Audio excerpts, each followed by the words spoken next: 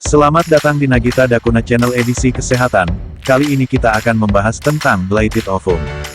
Blighted ovum atau hamil kosong adalah kehamilan yang tidak mengandung embrio. Dalam dunia medis, blighted ovum juga dikenal dengan istilah anembryonic gestation. Kondisi ini merupakan salah satu penyebab terjadinya keguguran pada trimester pertama kehamilan. Blighted ovum biasanya terjadi akibat kelainan kromosom. Kelainan kromosom dapat disebabkan oleh pembelahan sel yang tidak sempurna serta kualitas sel telur dan sperma yang buruk. Pada hamil kosong, pembuahan atau pertemuan sel telur dan sel sperma tetap terjadi, tapi hasil pembuahan ini tidak berkembang menjadi embrio. Blighted ovum dapat ditandai dengan nyeri perut hingga pendarahan. Hamil kosong seringkali baru diketahui setelah melakukan USG.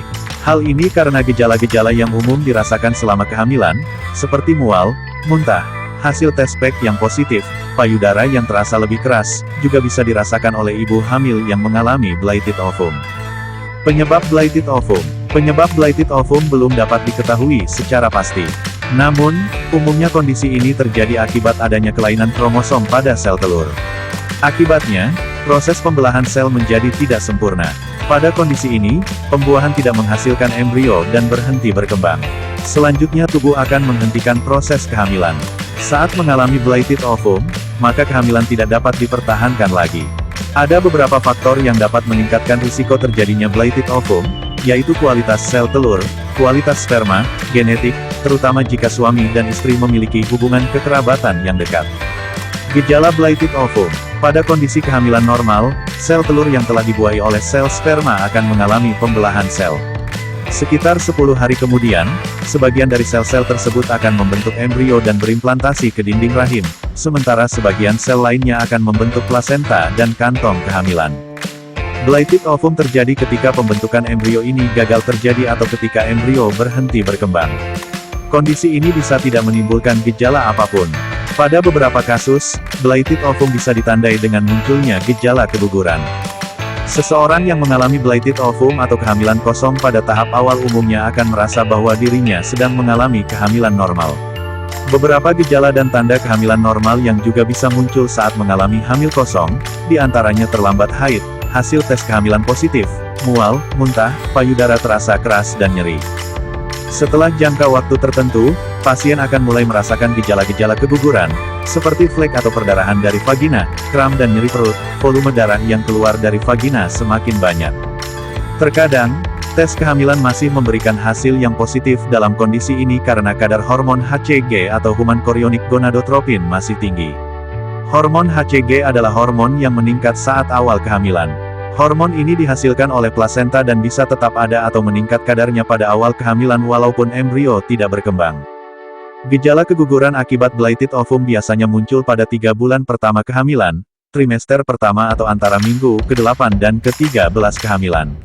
Pada banyak kasus, kondisi ini terjadi pada masa awal kehamilan, akibatnya, keguguran dapat terjadi sebelum penderita menyadari bahwa dirinya sedang hamil. Kapan harus ke dokter? Saat sedang hamil, Anda dianjurkan untuk melakukan pemeriksaan kehamilan secara rutin. Berikut ini adalah jadwal pemeriksaan yang disarankan yaitu trimester pertama atau minggu ke-4 hingga ke-28 yaitu 1 bulan sekali, trimester kedua atau minggu ke-28 hingga ke-36 yaitu 2 minggu sekali, trimester ketiga atau minggu ke-36 hingga ke-40 yaitu 1 minggu sekali. Segera hubungi dokter jika Anda mengalami gejala-gejala seperti yang disebutkan di atas.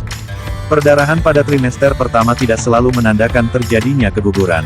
Oleh sebab itu, pemeriksaan perlu dilakukan guna menentukan penyebab dan penanganan yang tepat. Pemeriksaan juga perlu dilakukan jika Anda pernah mengalami hamil kosong pada kehamilan sebelumnya dan ingin merencanakan kehamilan.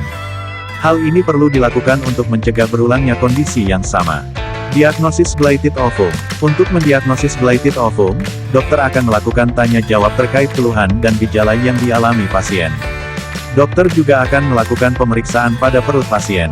Selain itu, dokter akan melakukan USG kehamilan untuk memastikan apakah kantong kehamilan yang telah terbentuk berisi embrio atau tidak. Pemeriksaan ini biasanya dilakukan pada minggu ke-6 kehamilan, saat embrio sudah bisa terlihat. Pengobatan blighted ovum. Blighted ovum sangat jarang berulang pada kehamilan selanjutnya. Saat mengalami hamil kosong, maka kehamilan tidak bisa dipertahankan. Pasien yang mengalami blighted ovum tetap dapat hamil dengan baik pada kehamilan selanjutnya. Ada beberapa metode pengobatan yang dapat dilakukan untuk menangani blighted ovum. Metode akan ditentukan berdasarkan usia kehamilan, riwayat kesehatan, serta kondisi kesehatan mental pasien. Berikut adalah penjelasannya. Kuret. Dilatasi dan kuretase atau kuret dilakukan dengan membuka serviks kemudian mengangkat kantong kehamilan yang kosong dari dalam rahim. Prosedur ini juga dapat dilakukan untuk mengetahui penyebab keguguran, dengan melakukan pemeriksaan jaringan yang diangkat di laboratorium.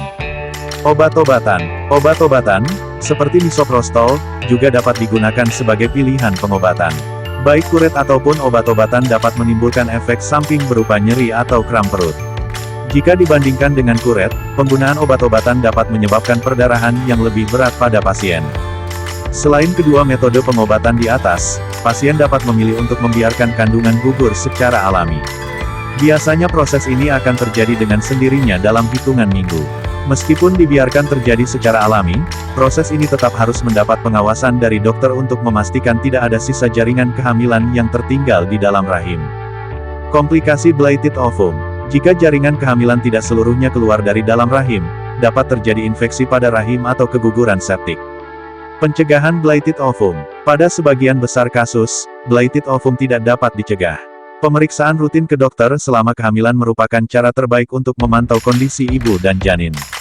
Namun, ada beberapa tes yang dapat dilakukan untuk mengetahui apakah terdapat faktor-faktor yang dapat meningkatkan risiko terjadinya blighted ovum, yaitu pemeriksaan genetik praimplantasi atau PGT, untuk memeriksa genetik embrio sebelum terjadinya implantasi embrio ke dalam rahim, analisis sperma, untuk memeriksa kualitas sperma, tes hormon FSH hormon perangsang folikel atau tes hormon AHM anti-Mullerian hormon, untuk mengukur kadar kedua hormon tersebut di dalam tubuh, sehingga bisa dijadikan acuan perlu tidaknya tindakan untuk meningkatkan kualitas sel telur. Meski tidak memiliki faktor yang dapat meningkatkan risiko terjadinya blighted ovum, Anda dianjurkan untuk tetap melakukan pemeriksaan kehamilan ke dokter secara rutin sesuai jadwal yang dianjurkan dokter guna memantau kesehatan ibu dan janin. Sebagian besar perempuan yang pernah mengalami blighted ovum dapat tetap hamil dengan baik pada kehamilan selanjutnya. Setelah mengalami keguguran, ibu disarankan untuk menunggu 1-3 siklus menstruasi normal terlebih dahulu sebelum merencanakan kehamilan kembali. Salam sehat, sampai jumpa di video selanjutnya. Terima kasih.